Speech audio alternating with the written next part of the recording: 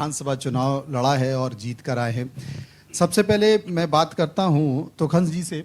तोखन जी, BJP की सरकार बन गई जी और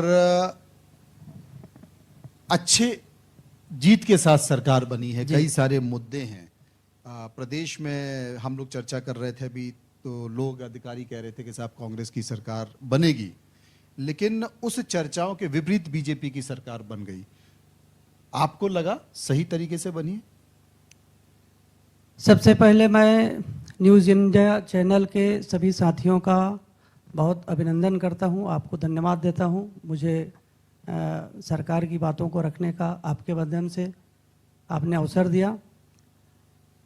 सरकार बनने की जो कवायद है 2023 की चुनाव, इसका स्क्रिप्ट जो है इन 5 सालों से जो सरकार चल रही थी, भूपेश जी की सरकार, लोगों को एहसास हो चुका था कि ये सरकार कहती कुछ और है और कहती कुछ और है। अच्छा, करती कुछ और है।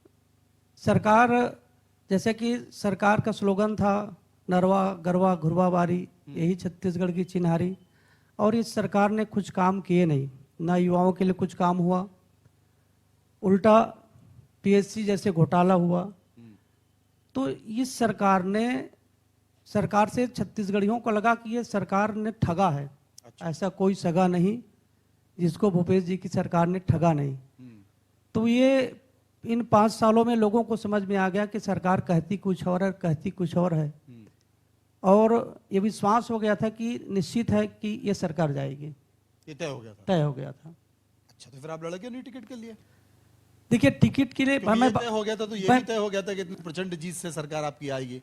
मैं भारतीय जनता पार्टी का कार्यकर्ता हूँ। टिकट तय प्रदेश नेतृत्व करती है। मैं पूर्व विधायक होने के नाते 5 साल लगातार काम किया, परंतु प्रदेश नेतृत्व ने तय किया कि वहाँ से हमारे प्रदेश अध्यक्ष जी लड़ेंगे। और हम प्रदेश अध्यक्ष जी का स्वागत करते हुए हमने कहा कि ये प्रचंड मतों से जीतेंगे और लोरबी की जनता ने जिताया। चलिए, कोई अपनी पार्टी आपके बारे में लगता है कुछ बड़ा सोच रही होगी। अटल जी मेरे साथ मौजूद हैं। Thank you. अटल जी, उम्मीद तो थी, कई सारे बयानों में मैं वो आत्मविश्वास सुन रहा था, झलक रहा था कि कांग्रेस की सरकार इस बार फिर बन रही है। और छत्तीसगढ़ में ही नहीं बल्कि पूरे देश में उत्साहित थे। राहुल गांधी को मैंने सुना था प्रेस कॉन्फ्रेंस में कि छत्तीसगढ़ की सरकार तो 100% हमारी बन रही है, वहां कोई परेशानी है नहीं। लेकिन ये हो क्या गया?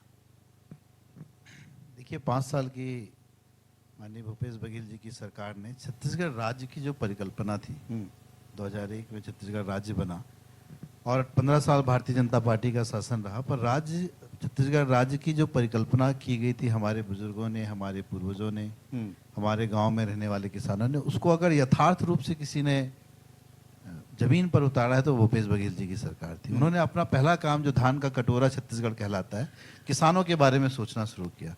और उन्होंने पूरे देश में पहला राज्य था जहां किसानों को उनके धान की कीमत के साथ बोनस का वितरण की बात हुई कि हम 2500 रुपये क्विंटल में धान को खरीदेंगे। पूरा देश में और कोई राज्य नहीं जहां पर 2500 रुपये क्विंटल धान की कीमत खरीदी जा रही। इसमें भी केंद्र सरकार का अड़ंगा लगा कि 1870 से ज़्यादा अगर आप बेचेंगे तो हम आपका चावल नहीं लेंगे। तब उन्होंने राजीव गांधी न्याय योजना बनाई और बाकी जो पैसा था, बचत पैसा था, उन्होंने दिया। और आज ये मैं गर्व से कह सकता हूँ कि पूरे भारत में, चाहे वो भारतीय जनता पार्टी क्यों ना हो, केवल भूपेश बघेल जी के इस निर्णय के कारण उनको ये निर्णय लेना पड़ा कि उन्होंने 3100 रुपये धान की कीमत छत्तीसगढ़ में देने का जो वादा, जो मोदी जी का वादा है, जो मोदी जी की गारंटी है कि हम 3100 रुपये किसानों को धान की कीमत देंगे, तो केवल इसलिए आए क्योंकि भूपेश जी ने धान की कीमत दी। और छत्तीसगढ़ की लोक कला, छत्तीसगढ़ की संस्कृति, छत्तीसगढ़ मॉडल जो कहलाता था कि नरवा गरवा घुरवा की बात हमारे तोखन भाई कर रहे थे, कहीं ना कहीं ग्रामीण अर्थव्यवस्था को सुदृढ़ करने की बात थी। देखिए, योजनाएं बहुत सी बनती हैं, कुछ योजनाएं सरकारीकरण के कारण, कुछ योजनाएं ब्यूरोक्रेसी के कारण, कुछ योजनाओं का आकलन अगर ठीक से नहीं हो पाता है तो वो योजनाएं धरातल पर नहीं उतरती है। पर अगर उस योजना के पीछे जो सोच थी, नरवा गरवा घुड़वा बाड़ी की बात तोखन भाई ग्रामीण क्षेत्र से आते हैं, इतनी बड़ी योजना थी कि हम अपने गांव के नाले को किस तरीके से समृद्ध करें कि नाले में बहता हुआ पानी नदी में जाने से पहले गांव के काम आ जाए। हम अपने घुरवा जो होते हैं गांव में, जहां पर खाद बनती है, उसको कैसे समृद्ध करें, हम अपनी बॉडी को कैसे समृद्ध करें कि वहाँ पर हम जो प्रोटीन्स होते हैं, जो सब्जियां हैं, वो हम अपने ही घर पर उगा सकें। तो एक बड़ी महत्वाकांक्षी योजना थी जिस पर काम शुरू हुआ था। 5 साल कांग्रेस को मिले, इसमें से 2 साल कोरोना काल के गुजरे। जब 2018 में चुनाव हुए नवंबर के, मार्च 2019 में लोकसभा का चुनाव हो गया, नवंबर में नगरीय निकाय के चुनाव हुए और जनवरी में नगर पंचायत के चुनाव, पंचायती चुनाव हुए। तो 1 साल चुनाव के, 2 साल कोरोना के, केवल 2 साल वर्किंग करने को मिला है, भूपेश बघेल जी की सरकार को मिला था। इन 2 सालों में छत्तीसगढ़ के एक गांव में, छत्तीसगढ़ के एक किसान के को ये विश्वास हो गया था कि ये सरकार किसानों की सरकार है। फिर हो गया क्या, ऐसा क्या हो गया? देखिए, भारतीय जनता पार्टी, हम तो अभी भी कह रहे हैं कि हम जीते हैं चुनाव। ये हमारे भी समझ से बाहर है कि ये चुनाव का रिजल्ट इतना अप्रत्याशित क्यों हुआ। भारतीय जनता पार्टी तो केवल इसलिए संघर्ष कर रही थी कि वो सम्मानजनक विपक्ष में आ जाए। 14 सीट में सिमट के रह गई थी, तो कहीं वो 9 में ना आ जाए, इसलिए वो अपना लड़ाई के संघर्ष कर रही थी कि हमारी सीटें कुछ बढ़ जाए।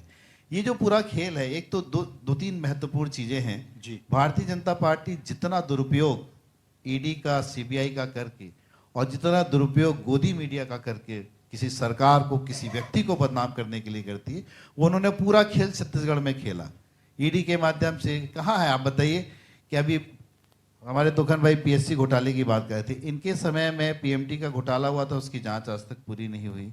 इनके समय में इनके शिक्षा मंत्री की पत्नी कहीं बैठकर एग्जाम देती है, किसी दूसरे के नाम, उनकी पत्नी के नाम से कोई दूसरा एग्जाम देता है। इतना बड़ा कांड हुआ, उसका आज तक कोई पता नहीं चला।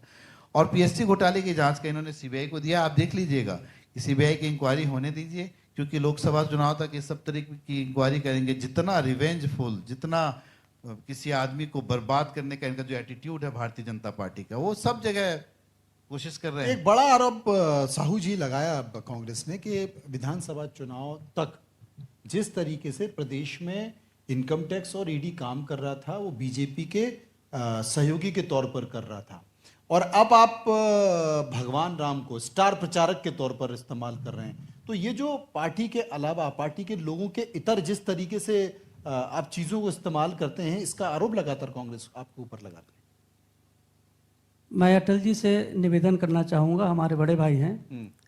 ईडी क्या अभी आई है मोदी जी की सरकार में? सीबीआई क्या अभी आई है? आपकी सरकार तो अभी आया है। अभी आप जब से केंद्र सरकार है, मनमोहन जी की सरकार, 50 साल आप सत्ता में रहे। हमने कभी आपने क्यों नहीं किया? इनका ये कहना है कि तो आप कर लेते, आप कर लेते। एक पहली बात, दूसरी बात, कि आप कर लेते। हम सरकार सबसे ज्यादा सरकार हटाने का रिकॉर्ड यदि किसी के पास है तो बहुत सम्मान के साथ नाम लेना चाहूंगा, इंदिरा जी का है, जिन्होंने सरकार हटाए हैं। लेकिन ऐसी दहशत कहीं नहीं थी। सुने ना भाई साहब, प्रदेश का निवेदन करना 48 घंटे से 42 घंटे से गायब मिल ही नहीं रहा। देखिए, आप रिकॉर्ड देखिए, इतिहास देखिए। कांग्रेस पार्टी के द्वारा ही स्टेट के गवर्नमेंट को हटाने का रिकॉर्ड है। हमारी सरकार, मोदी जी की सरकार कभी किसी सरकार को हटाई नहीं है। रही अभी बात क्या हुआ है वहाँ बिहार में, अभी बात बिहार में क्या हुआ, आपको भी पता है, आपको भी पता है बिहार में क्या हो रहा है। नहीं, इनके कहने का मतलब है भाई साहब, मैं एक नरवा गुरुआ के बारे में आपको बता देना चाहूंगा। पापी दुष्कर्मी अगर दुष्कर्म करके भारतीय जनता पार्टी को ज्वाइन करेगा तो उसके सब पाप धुल जाएंगे। वही नीतीश कुमार जी के साथ हुआ। उनको पता नहीं क्या टॉर्चर कर रही है, जो जैसा बोलता है वैसे ही काटता है। भारतीय जनता पार्टी कौन सा ईडी का धमकी दे रही है कि आखिर नीतीश कुमार को भी पार्टी छोड़ के आखिर क्या हो रहा है? हम अपने स्टेट की बात करें, मैं अटल जी से मैं निवेदन करना चाहूंगा, आपने स्लोगन तो दिए, नरवा घुरवा गुरवा बारी, लोगों को लगा भाई कि भैया छत्तीसगढ़िया सरकार है, ये गेड़ी चढ़ने वाला है, ये पूर्णिमा में स्नान करने वाले हैं, ये भौरा बाटी चलाने, तो लगा कि छत्तीसगढ़िया है।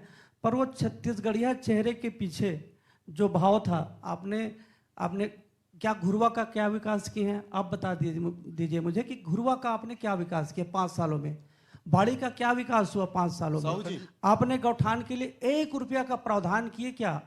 1 रुपया का? साहू जी, इसके साथ ये सारी पैसा केंद्र सरकार की पैसे से जो आप गौठान का निर्माण किए हैं, सारा केंद्र सरकार का पैसा अपना नाम दिए, उसमें भी एक बड़ा घोटाला हुआ है। घोटाला कहीं भी आप जाकर के देख लेंगे, 25 लाख 30 लाख 40 लाख रुपए आप खर्च बताते हैं। आप ये कह रहे थे कि बड़ा घोटाला किया है अब आपकी सरकार। बिल्कुल। आपने आरोप लगाया शराब घोटाले को लेकर, बहुत ज्यादा आरोप लगाया। आपने आरोप लगाया कि कोल में बड़ा स्कैम हुआ है, कई सारे अधिकारी अभी अंदर ही हैं।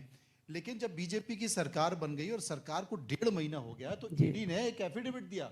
जी ये एफिडेविट दिया कि जितने भी लोग कोल स्कीम में या शराब में अंदर हैं, जिनमें अधिकारी भी हैं, उनको सभी को वीआईपी सुविधा मिल रही है। सरकार आपकी थी, मुख्यमंत्री आपके थे, मंत्री आपके थे, और इनकी सरकार चली गई तो उनको वीआईपी सुविधा कौन दे रहा था ये बताइए। ईडी ने कहा, देखिए, कोई वीआईपी सुविधा देने की बात नहीं है। ये कहा था ईडी ने, सभी जितने भी आरोप इनको लगे तत्काल हैं, वहां से शिफ्ट किया जाए।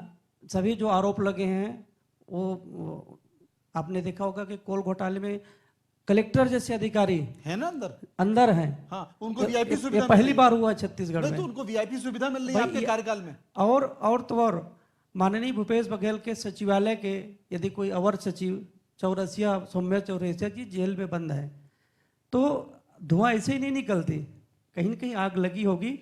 घोटाला किए हैं, उसी की सजा भुगत रहे हैं।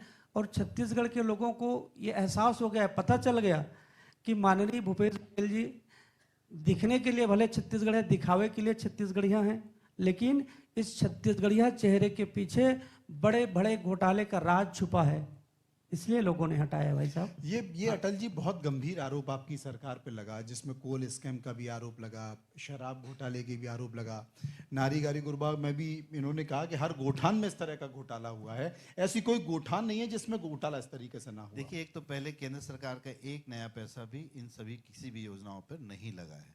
दूसरा, छत्तीसगढ़ में लगभग 1.5 लाख हेक्टेयर जमीन आज सरकार के पास सुरक्षित हो गई है गोठानों के नाम पर, जिसमें घेरा हो चुका है, जिसमें गोठान बन गए। 1.5 लाख हेक्टेयर जमीन को कभी भी सरकार दूसरे उपयोग में ला सकती है। गोठानों भाई के साहब, काम मैं आपसे निवेदन करना चाहूंगा, आप पता करवा लीजिए गौठान में जितना पैसा लगा है सब केंद्र सरकार का ही पैसा है। आप गलत सारा फहमी में- पूरा पैसा आपके तो मनरेगा का पैसा अगर आप केंद्र सरकार का मानते हैं तो वहां मनरेगा से भी काम हुआ है। विधानसभा प्रश्न में जवाब आया है कि हम स्वयं के रिसोर्स से हमारी सरकार के द्वारा गौठान की योजना में एक पैसा नहीं लगाया गया है। ये आपकी विधानसभा के प्रश्न में आया है, आप पता करवा लेंगे। आप उसको बहुत डिटेल में जाएंगे। जैसे नरवा योजना जो है वो केंद्र सरकार कहीं ना कहीं नाले के संवर्धन के लिए, पानी को बचाने के लिए कुछ योजनाओं पे पैसा देती है। इसका ये मतलब नहीं रहता कि पूरा पैसा केंद्र सरकार का होता है, उसमें शेयरिंग होती है कि 60% राज्य सरकार लगाएगी, 40% केंद्र सरकार देगी। जब योजना का क्रियान्वयन होने लगता है तो जितनी भी तमाम योजनाएं आती हैं उसका रेशियो यही रहता है कि केंद्र सरकार कुछ परसेंटेज बेयर करती है, कुछ परसेंटेज राज्य सरकार देती है। ये अभी बात कर रहे थे घोटाले की कि आप बताइए कोयला घोटाला। मैं तो बोलता हूं कि भारतीय जनता पार्टी एक ही काम करे। कोयला घोटाला आज से नहीं, सदियों से हो रहा है। आपको भी मालूम है कि अभी क्यों हो रहा है, अडानी की खदानें क्यों हसदेव क्षेत्र में चली जा रही हैं। यहां पर तो सबसे बड़ा दुर्भाग्य है कि सरकार मोदी की नहीं और भाजपा की नहीं है, सरकार को कोई दूसरा चला रहा है। और मैं बोलता हूं कि हमारे यहाँ छत्तीसगढ़ राज्य की जो खदानें हैं, छत्तीसगढ़ राज्य की खदानों से जो कोल इंडिया कोयला निकालता है या जो प्राइवेट सेक्टर कोयला निकालता है, उसकी रॉयल्टी हमको मिलती है।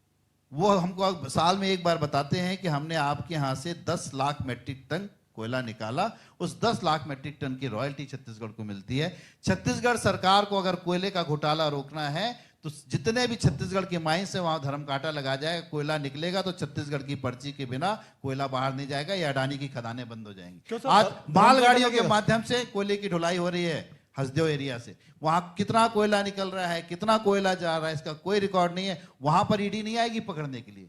क्यों? क्योंकि वहां ईडी आएगी तो इनके आका नाराज हो जाएंगे। क्यों साहब, ये वाकई है कि धर्म कांटा क्यों नहीं लग रहा? देखिए, सारी व्यवस्थाएं ठीक होगी अटल जी। आपसे कहना चाहूंगा, आप स्वीकार कर रहे हैं कि घोटाले हुए हैं। एक बात आप जो बोल रहे थे कि भगवान राम के प्राण प्रतिष्ठा हो गया, हमारे स्टार प्रचारक बन गए हैं, मैं आपसे कहना चाहूँगा भगवान राम कभी हमारे राजनीति के कोई केंद्र नहीं रहे हैं, हमारी आस्था के प्रतीक है और हम सबके हमारे भांचा राम हैं।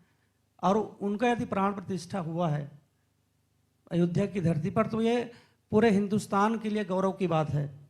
हमारे गौरव की बात है, स्वागत योग्य बात है, पर कांग्रेस का आरोप है कि आप उनको अपने स्टार प्रचारक के तौर पर इस्तेमाल। हमने कभी राजनीतिक फायदे के लिए स्टार प्रचारक हम नहीं बनाए हैं, देखिए कभी नहीं। देखिए, अंतर ये है अटल जी, अंतर ये है कि आप राम के अस्तित्व को नकारते रहे, आपकी पार्टी, देखिए, आप नहीं, आपकी फिर पार्टी झूठ बोल रहे हैं मन से। मैं आपकी- हिंदू और गर्व से कहता हूं कि मैं हिंदू देखिए, हूं, पर मैं पाखंडी हिंदू नहीं हूं। मैं धर्म के नाम पर राजनीति नहीं करता हूं। नहीं, मेरा पूरा परिवार आपकी हिंदू पार्टी धर्म को मानता कहती है, रही कि और मैं धर्म के नाम पर, राम मैं वोट के काल्पनिक नाम है, पर राजनीति राम नहीं करता हूं। काल्पनिक है, भारतीय जनता राम सेतु काल्पनिक है, आप कहते रहे, राम के अस्तित्व को नकारते रहे, और हम राम को स्वीकार करते रहे कि राम आए थे त्रेता युग में, और तब से उनके प्रति श्रद्धा, उनके प्रति विश्वास पूरे हिंदुस्तान। राम के बिना हम राष्ट्र की कल्पना नहीं कर सकते। राम तो कण कण में है, क्षण क्षण में, प्रवचन लेकिन नहीं। यही गलती आपकी प्रवचन- पार्टी ने किया। प्रवचन नहीं, आप प्रवचन राम, नहीं। देखिए प्रवचन नहीं, प्रवचन की बात नहीं है, राम को सुन नहीं पाते। सुनिए, देखिए भाई साहब, मैं आपको- यही आप- गलती आप- कांग्रेस आज भी कर रही है। आपको निमंत्रण मिला, आप सुनिए गए ना, नहीं। आपसे भारतीय जनता पार्टी से हमको सर्टिफिकेट की जरूरत नहीं है कि मैं हिंदू हूं। हम ना आपका हम सर्टिफिकेट हमको सर्टिफिकेट चाहिए। देना भी नहीं चाहते। हाँ, हम तो- सर्टिफिकेट क्यों देंगे कि आपको? आप तिलक लगा लिए इसलिए आप पंडित हैं, इसलिए आप हिंदू हैं। मैं तिलक नहीं लगाया तो मैं हिंदू नहीं हूं। नहीं, ये जो आप परसेप्शन लगा आप लोग सकते, डेवलप आप कर रहे लगा हैं, सकते वो हैं। गलत है। आपको मना किसने किया है? आपको मना किसने और किया है? आपको हम नहीं कह रहे हैं कि आप तिलक लगाओ, लगाऊंगा तो आप मेरा कि कुछ मत नहीं कर लगाओ। सकते। आप राम के अस्तित्व को नकारते रहे, इसलिए पूरा हिंदुस्तान देख रही है कि राम को नकारने वाले, अंतर हुआ क्या कि आज राम को नकारने वाले आज हनुमान चालीसा का पाठ कर रहे हैं, राम को नकारने वाले पहले भी सुंदरकांड का करते पाठ थे, कर रहे सदियों से करते- एक हैं। मिनट। यही अंतर मेरी आया बात- है। अटल जी, अटल जी, आपको भी इस बात को दरवाजा तो स्वीकार उन्होंने करना खोला था। चाहिए। तोखन जी, आप मेरी बात सुन लीजिए। अभी आप राम मंदिर का मुद्दा उठाए हैं। मैं फिर से कहता हूं कि भगवान राम हमारे आराध्य हैं और सदियों से हम भगवान राम को मानते आए हैं। मैं आपको पुराने जगह पर ले जाता हूं। मुझे बहुत अच्छा लगा अटल जी, यदि मेरे से इस आपके बात को बोल सर्टिफिकेट- रहे हैं तो तोखन जी, आपके सर्टिफिकेट आपके किसी नेता की मैं सर्टिफिकेट आपको की जरूरत सर्टिफिकेट नहीं है। देने वाला कौन मैं होता हिंदू हूं? हूं और गर्व से कहता हूं हिंदू, पर मैं आपके जैसा पाखंडी हिंदू नहीं हूं। मैं ये कहना चाहता पाखंडी हूं। वो है, पाखंडी वो है जो राम के अस्तित्व को नकारते पाखंडी रहे। वो है जो शंकराचार्य को छोड़ के राम को मंदिर की नकारने पूजा वाले करने जाता है। कांग्रेस पार्टी है, पाखंडी वो है जो जिन्होंने कहा कि शंकराचार्य राम को छोड़ के काल्पनिक मंदिर की है। पूजा करने पाखंडी जाता है। आप हो, आपको पाखंडी 1900 आप हो, आपको राम को 1984 नकारने वाले पाखंडी है। अब आप आप बताइए, सुनिए, आप सुनिए। इनको बताइए कि पाखंडी आप हैं कि नहीं हैं, बताइए, उदाहरण अब दीजिए। मैं 1984 में जाता हूं कि जब रामलला जी के मंदिर का पट खोला गया, राजीव गांधी, स्वर्गीय राजीव गांधी ने पट खुलवाए, और 1986 में किसके राम दबाव में, किसके दबाव में मेरी पीछे हट गए? पहले मेरी बात सुन लीजिए, पहले मेरे को बोल लेने दीजिए, उसके बाद आप बोलिएगा। आपने बहुत सारा प्रवचन दिया है और मैं आपका प्रवचन सुन रहा हूं। और 1986 में जब गठन हुआ तो ये बात हुई कि ये मामला न्यायालय में जाएगा, और नरसिम्हा वहां उस समय जो सरकार थी उन्होंने दो पक्ष रखे, एक बाबरी मस्जिद इंतजामिया कमेटी और दूसरा राम मंदिर ट्रस्ट। ये बात जब न्यायालय में गई और ये बात हुआ कि इसका जो भी निर्णय होगा वो न्यायालय के थ्रू आएगा। भारतीय जनता पार्टी ने 1986 में हिमाचल प्रदेश के शिमला में अपने राष्ट्रीय अधिवेशन में प्रस्ताव पारित किया कि हम भारतीय जनता पार्टी न्यायालय के फैसले के खिलाफ जाएंगे, हमारी वो आस्था का केंद्र है, इसलिए हम आस्था को मानेंगे। पर उस समय चारों शंकराचार्य ने मिलकर एक समिति का गठन किया जिसमें चारों शंकराचार्य प्रमुख थे, वैष्णव समुदाय के 5 प्रमुख लोग उसके सदस्य थे, और जितने अखाड़े थे उसके 18 अखाड़े के अध्यक्ष लोग उसके समिति के सदस्य बने, और ये तमाम कमेटी न्यायालय में इस लड़ाई को लेके गई। न्यायालय में लड़ाई अभी मुक्तेश्वरानंद जो शारदा पीठ के शंकराचार्य हैं, वो उस समय सेकंड शंकराचार्य थे, उनके नेतृत्व में सब बातें कोर्ट में गई, और 1986-87 के समय कोर्ट ने यह निर्णय किया कि हम इसको 90 दिन तक लगातार सुनवाई करेंगे। 90 दिन में 50 दिन मुस्लिम समुदाय को, 40 दिन इनको दिया गया था।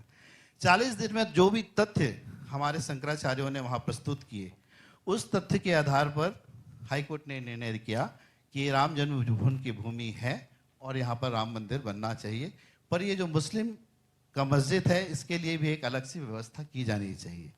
जब ये मामला सुप्रीम कोर्ट में वापस आया, सुप्रीम कोर्ट में 5 जजों की जब कमेटी बैठी गई और जब दोनों तरफ से तथ्य रखे गए, तब सुप्रीम कोर्ट के जजों ने कहा कि बाबर जो है वो कोई मुस्लिम समाज का कोई बहुत बड़ा हजरत नहीं था, वो एक आयती था वो जो आके आक्रमण करके आया, इसलिए मुस्लिम समाज को मानना चाहिए कि भगवान राम का वहाँ पर अगर आस्था का प्रश्न है तो आप दोनों को बीच में बात करना चाहिए।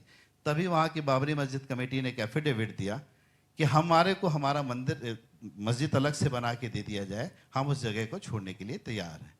और तब 5-0 से सुप्रीम कोर्ट का यह निर्णय आया कि जो जगह पे बात की जा रही थी उस जगह को राम मंदिर ट्रस्ट को दे दिया जाता है, और उस ट्रस्ट का काम है कि उस जगह का आधिपत्य लेके अपना काम शुरू करे।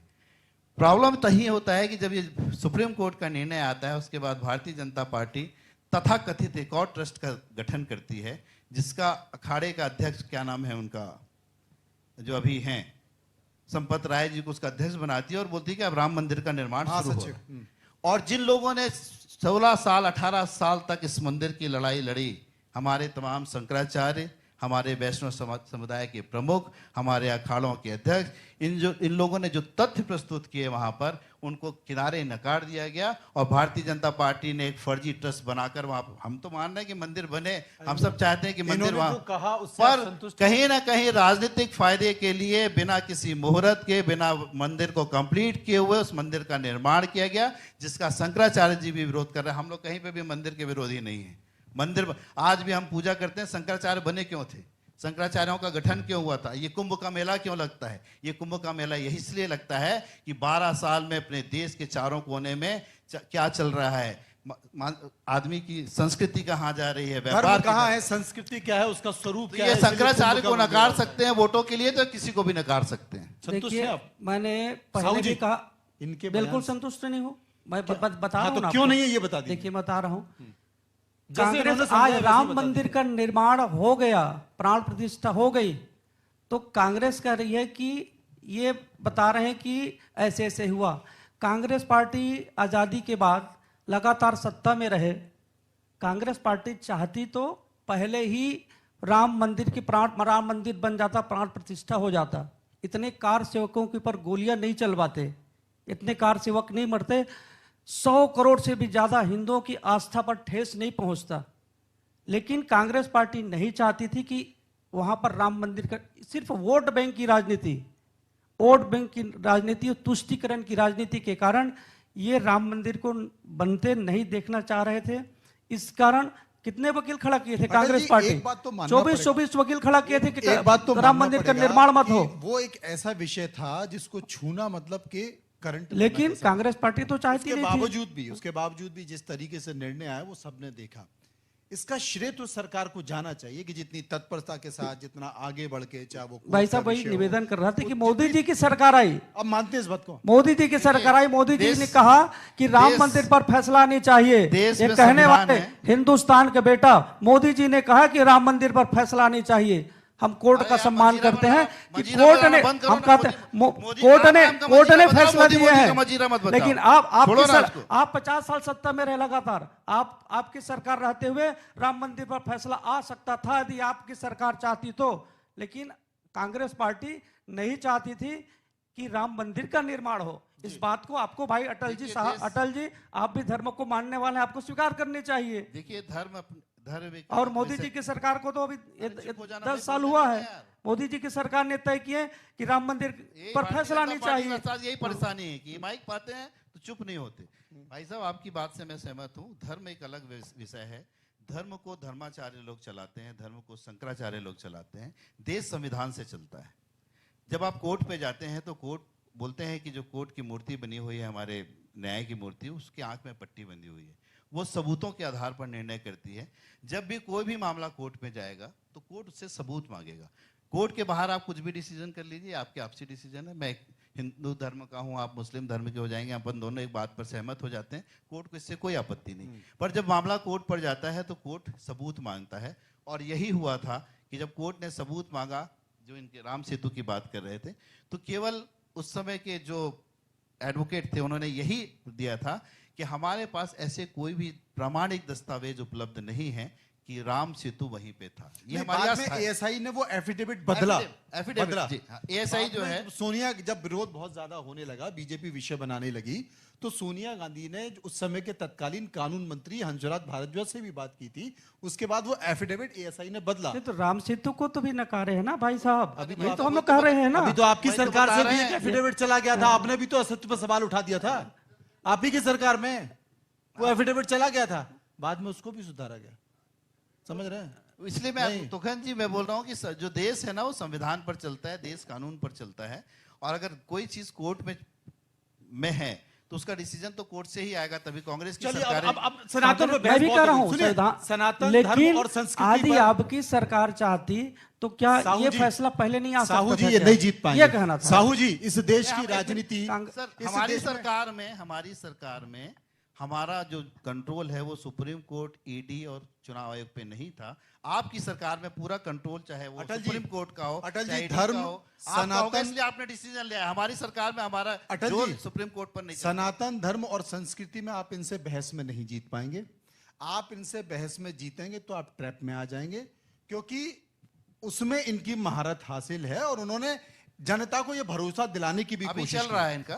जनता को भरोसा दिलाने की भी कोशिश की है कि देखिए देखिए भाई हम साहब- सुनिए तो मेरी बात सुनिए तो, क्योंकि ये दो नाव पे सवारी कर रहे हैं, आप एक नाव पे सवारी कर रहे हो, समझ रहे बात को, वो ज्यादा बिल्कुल। सुरक्षित है। देखिए- अब ये तय नहीं कर पा रहे, अटल जी तय नहीं कर पा रहे कि दूसरी नाव से पैर उठाएं कि नहीं उठाएं, ठीक है, बिल्कुल। ये कंफ्यूजन है, इसको ये स्वीकारेंगे। बात बिलासपुर की कर लेते हैं।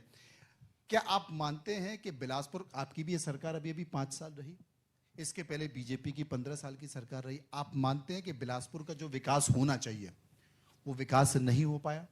चाहे वो एयरपोर्ट के मामले पर हो, राजमार्ग के मामले पर हो, औद्योगिकीकरण के मामले पर हो, उद्योगों की जो स्थिति होनी चाहिए, जो रोजगार यहाँ के लोगों को मिलना चाहिए उसके मामले में हो, या तमाम सारी चीजों को लेकर, क्योंकि एक बड़ा इलाका है जो राजस्व देता है सरकार को, चाहे वो खदानों में माइनिंग की रॉयल्टी का मामला हो, बड़ा राजस्व यहाँ से मिलता है, बड़ा व्यापारिक केंद्र है, जो विकास होना चाहिए वो विकास हो नहीं पाया। एक बड़ा गांव का अगर जिक्र करें तो वो ज्यादा सूक्ति नहीं होगा। देखिए, बिलासपुर छत्तीसगढ़ का दूसरा बड़ा शहर है और इसे न्यायधानी भी है, इसको संस्कार धानी भी कहा जाता है। पर यह दुर्भाग्य रहा कि भारतीय जनता पार्टी के 15 साल के शासनकाल में बिलासपुर को हमेशा दोयम दर्जे का शहर माना गया। रायपुर का तो विकास हुआ, बिलासपुर के भी आप एयरपोर्ट की बात कर रहे थे। बिलासपुर का जो एयर स्ट्रिप था वो अंग्रेजों के जब सेकेंड वर्ल्ड वार के समय एयर स्ट्रिप बनी हुई थी उस समय का था, और यहाँ पर बिलासपुर में बहुत पहले एयरपोर्ट आ जाना चाहिए था।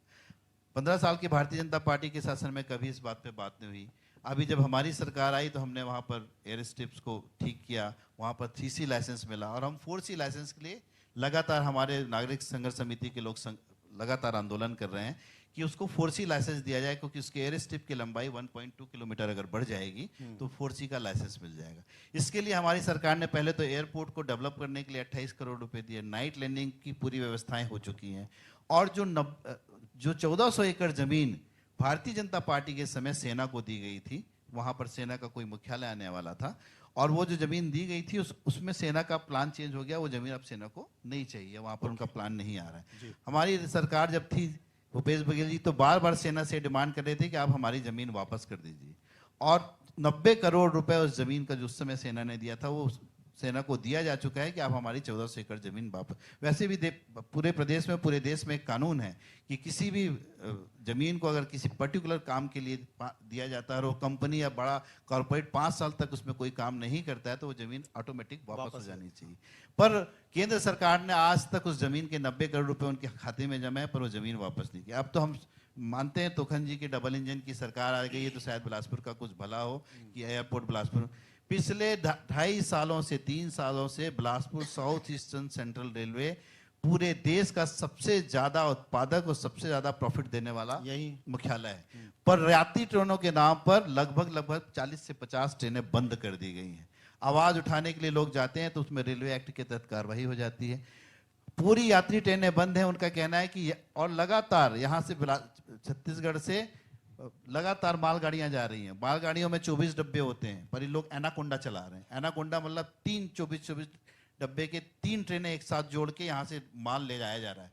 छत्तीसगढ़ की खनिज संपदा को लूटा जा रहा है, पर आम आदमी को यात्री सुविधाओं के नाम पर कुछ नहीं किया।